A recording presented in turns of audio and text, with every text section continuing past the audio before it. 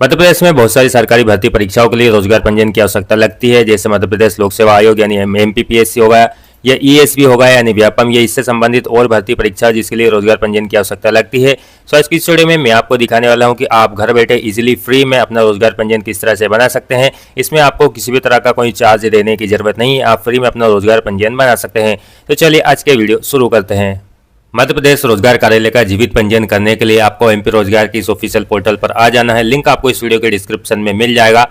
यहां आने के बाद में आपके सामने पंजीयन नवीनीकरण और अपडेट करे का विकल्प दिखाई दे रहा है, इस पर आपको क्लिक करना है। यहीं से आप अपना नया पंजीयन भी कर सकते हैं और पंजीयन को रिन्यू भी कर सकते हैं। यहाँ आने के बाद में आप अपना फर्स्ट नेम यहाँ देंगे, मिडिल नेम है तो वो यहाँ देंगे, लास्ट नेम है तो वो यहाँ देंगे। अगर आपका कोई लास्ट नेम नहीं है, आपके आधार कार्ड में या मार्कशीट में सिर्फ फर्स्ट नेम है, तो भी आपको यहाँ पर लास्ट नेम देना होगा। या तो आप सिर्फ एक ऐसा करके डॉट लगा देंगे या फिर आप चाहें तो अपना लास्ट नेम भी इंटर कर सकते हैं। ये आपके रोजगार पंजीयन में नहीं आएगा, आपके रोजगार पंजीयन में वही नेम आएगा जो आपकी समग्र आईडी में है। यहाँ आप अपना मोबाइल नंबर देंगे। यहाँ पर अगर ईमेल आईडी देना चाहते हैं तो वो भी दे सकते हैं। यहाँ पर आपको एक स्ट्रॉन्ग पासवर्ड बना लेना है, कुछ इस तरह से आपको एक स्ट्रॉन्ग पासवर्ड बनाना है। दोबारा से कंफर्म पासवर्ड यहाँ करेंगे। अगर आप ये जानकारी व्हाट्सएप पर भी लेना चाहते हैं तो व्हाट्सएप पर यस करेंगे, तो या आपका व्हाट्सएप मोबाइल नंबर आपको यहाँ देना होगा और अगर यही नंबर है तो यहाँ पर ऑटोमेटिकली आ जाएगा। इसके बाद में यहाँ पर आपको कैप्चा कोड दिखाई दे रहा है, कैप्चा यहाँ पर फिल करेंगे। रजिस्टर का बटन दिखाई दे रहा है, इस पर आपको क्लिक करना है। आपके मोबाइल नंबर पर एक ओटीपी सेंड किया जाएगा, ओटीपी यहाँ डालेंगे। ओके का बटन दिखाई दे रहा है, ओके पर क्लिक करेंगे। आपका मोबाइल नंबर वेरीफाई कर लिया जाएगा और आपका यूजर आईडी और पासवर्ड बन जाएगा। आप रीडायरेक्ट कर दिए जाएंगे लॉगिन पेज पर। अब आपने अभी जो मोबाइल नंबर दिया था वो वाला मोबाइल नंबर यहाँ डालेंगे, पासवर्ड जो आपने बनाया था वो पासवर्ड यहाँ डालेंगे। अगर आप पासवर्ड भूल गए हैं तो आप ओटीपी के माध्यम से भी लॉगिन कर सकते हैं। ओटीपी ऑथेंटिकेशन पर क्लिक करके यहाँ पर लॉगिन करेंगे। कैप्चा कोड दिखाई दे रहा है, कैप्चा यहाँ डालेंगे। इसके बाद में लॉगिन का बटन दिखाई दे रहा है, इस पर आपको क्लिक कर देना है। आपके सामने कुछ इस तरह का इंटरफेस खुलकर आएगा। यहाँ पर आपको नया पंजीयन करने वाले पर ही टिक रहने रहना। अगर आप पंजीयन को रिन्यू कर रहे हैं तो इस पर टिक लगा सकते हैं। अब आप यहाँ पर लिखा है क्या आवेदक आवेदिका मध्य प्रदेश का मूल निवासी है। अगर आप मध्य प्रदेश के मूल निवासी है तो हाँ करेंगे। अगर आप अदर स्टेट के हैं तो आप यहाँ पर नहीं करेंगे और यहाँ पर अपनी जानकारी मैनुअली देंगे। और अगर आप मध्य प्रदेश के मूल निवासी हैं तो आप इस पर हाँ पर टिक करेंगे। और मध्य प्रदेश के मूल निवासी के लिए उनकी समग्र आईडी मैंडेटरी है, तो मध्य प्रदेश के मूल निवासी अपनी जो 9 अंकों की सदस्य आईडी है वो आपको यहाँ डालना है और जानकारी देखिए पर क्लिक करना है। इससे पहले अगर आपकी समग्र आईडी में ई-केवाईसी करा हुआ नहीं है तो आप अपने समग्र आईडी का पहले ई-केवाईसी करा लें, क्योंकि समग्र आईडी का ई-केवाईसी होने पर ही आप अपना रोजगार पंजीयन बना पाएंगे। इसलिए आप अपना समग्र आईडी का ई-केवाईसी करा लें। उसमें अगर नाम गलत है तो यहाँ पर आपको गलत नाम दिखाई देगा, इसलिए आप पहले समग्र आईडी का ई-केवाईसी कराएं, उसमें अपना नाम सही करा लें। समग्र आईडी यहाँ डालेंगे, जानकारी खोजे पर क्लिक करेंगे। आपकी समग्र आईडी में जो मोबाइल नंबर लिंक होगा उस पर एक ओटीपी सेंड किया जाएगा। ओके का बटन दिखाई दे रहा है, इस पर क्लिक करेंगे। समग्र वाला ओटीपी यहाँ डालेंगे, सत्यापित करें पर क्लिक करेंगे। आपका ओटीपी वेरीफाई कर लिया जाएगा। समग्र डेटा सफलतापूर्वक प्राप्त किया, इस तरह से एक मैसेज भी आपको दिखाई देगा। ओके पर क्लिक कर देना है। आपका समग्र के अनुसार पूरा डेटा यहाँ पर खुलकर आ जाएगा, जैसे आपका नाम, आपका सरनेम, आपका फादर मदर नेम या आपकी मैरिड अनमैरिड स्टेटस आप यहाँ से चेंज कर सकते हैं। डेट ऑफ बर्थ यहाँ पर आ जाएगी, अगर गलत है तो आप उसे बदल नहीं सकते, क्योंकि जो समग्र में है वही यहाँ पर ऑटोमेटिकली आएगी, इसलिए आप इसे पहले करेक्शन करा लें। आपकी आयु और समग्र के अनुसार आ जाएगी। आवेदिका का धर्म, जो भी आपका धर्म है, हिंदू मुस्लिम सिख ईसाई जो भी है वो आप यहाँ सिलेक्ट करेंगे।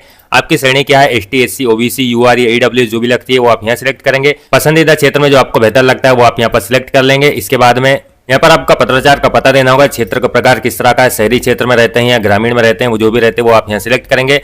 अपना राज्य ऑटोमेटिकली जैसे मध्य प्रदेश आ गया है। जिला आप किस जिले में रहते हैं वाला जिला आप यहाँ पर सिलेक्ट कर लेंगे। इसके बाद में रोजगार कार्यालय जिस जिले का आप कर रहे हैं वो ऑटोमेटिकली यहाँ पर सिलेक्ट हो जाएगा। लोकल बॉडी आपकी क्या लगती है, नगर पालिका जो भी लगती है वो आप यहाँ सिलेक्ट करेंगे। किस वार्ड में आप रहते हैं वो वाला वार्ड आप यहाँ सिलेक्ट करेंगे। पिन कोड जो आपका लगता है वो पिन कोड यहाँ देंगे।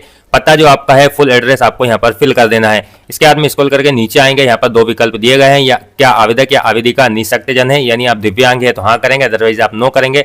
हाँ करते हैं तो कुछ और जानकारी यहाँ पर देनी होगी, अगर नहीं करते हैं तो आपको कुछ भी जानकारी नहीं देनी है। इसके बाद में है क्या आवेदक या आवेदिका पूर्व या वर्तमान में किसी संस्था में कार्यरत हैं तो हाँ करेंगे, जैसे किसी भी विभाग में अगर कार्यरत है तो हाँ करेंगे, अदरवाइज आप इस पर नो करेंगे।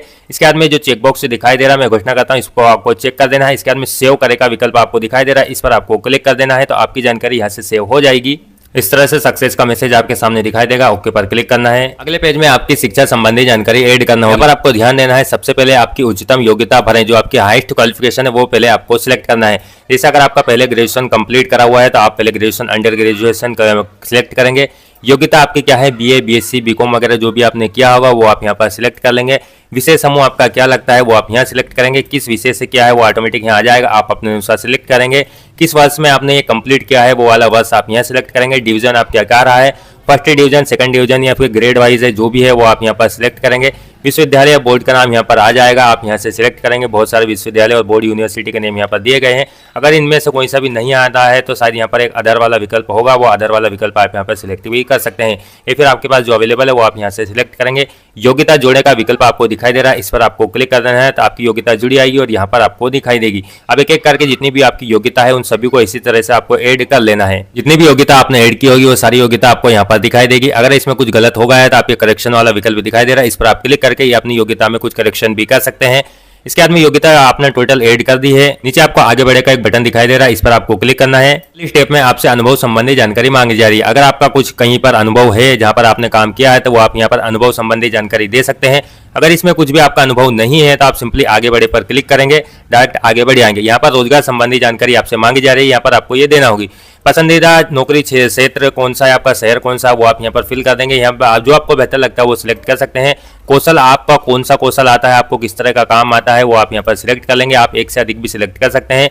अंग्रेजी का स्तर आपका कैसा है, शुरुआती है, मध्यवर्ती है, कुशल है, जो भी है वो सिलेक्ट करेंगे। अन्य भाषा आप कौन कौन सी जानते हैं वो वाली आप यहाँ पर लिख देंगे। इसके बाद में पसंदीदा रोजगार क्षेत्र किस तरह का है, मतलब किस तरह का आप काम करना चाहते हैं, पूर्णकालिक या अंशकालिक, जो भी आप यहाँ सिलेक्ट करेंगे। किस तरह का काम आप करना चाहते हैं, कार्यस्थल क्या है आपका, फील्ड का काम करना चाहते हैं या फिर ऑफिस से या घर से काम करना चाहते हैं वो सिलेक्ट करेंगे। पसंदीदा शिफ्ट क्या है, दिन में या रात में काम करना चाहते हैं वो सिलेक्ट करेंगे। पसंदीदा पद कौन सा है, आपका जो भी पद है वो पद आप यहाँ पर लिख देंगे, जैसे मैनेजर का या फिर जो भी है वो सिलेक्ट कर लेंगे। रिज्यूम अगर आपके पास अपलोड करना चाहते हैं तो कर सकते हैं, अदरवाइज आप इसे ब्लैंक छोड़ देंगे। इसके बाद में यहाँ पर लिखा है नौकरी के लिए आपकी गतिशीलता क्या है, जिले के अंदर काम करना चाहते हैं, संभाग के अंदर या राज्य के अंदर, जो भी करना चाहते हैं वो सिलेक्ट करेंगे। इसके बाद में क्या आप न्यूनतम पारिश्रमिक रुपये 12,640 रुपये पर कार्य करने के इच्छुक है तो आप वहाँ पर क्लिक करेंगे। इसके बाद में नौकरी की इसमें भी आपको वहाँ पर क्लिक कर देना है। इसके बाद में रोजगार जोड़े का बटन दिखाई दे रहा है, इस पर क्लिक करेंगे तो ये रोजगार की जानकारी यहाँ पर ऐड हो जाएगी। इसके बाद में आपको नीचे एक विकल्प दिखाई दे रहा है फाइनल सेव करें, इस पर आपको क्लिक करना है। फाइनल सेव करें पर क्लिक करेंगे तो आपके सामने इस तरह से मैसेज आएगा, क्या आप अंतिम सेव करना चाह रहे हैं, यहाँ पर क्लिक करेंगे। आपका पंजीयन नंबर सफलतापूर्वक दर्ज होगा, इस तरह से आपका मैसेज भी आएगा। ओके पर क्लिक कर देना है।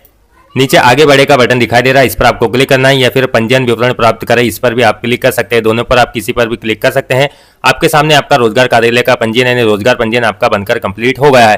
देखिए यहाँ पर आपका रोजगार पंजीयन नंबर भी आ गया है, आपका नाम जो आपने डिटेल दी थी वो सारी डिटेल यहाँ पर आ गई है।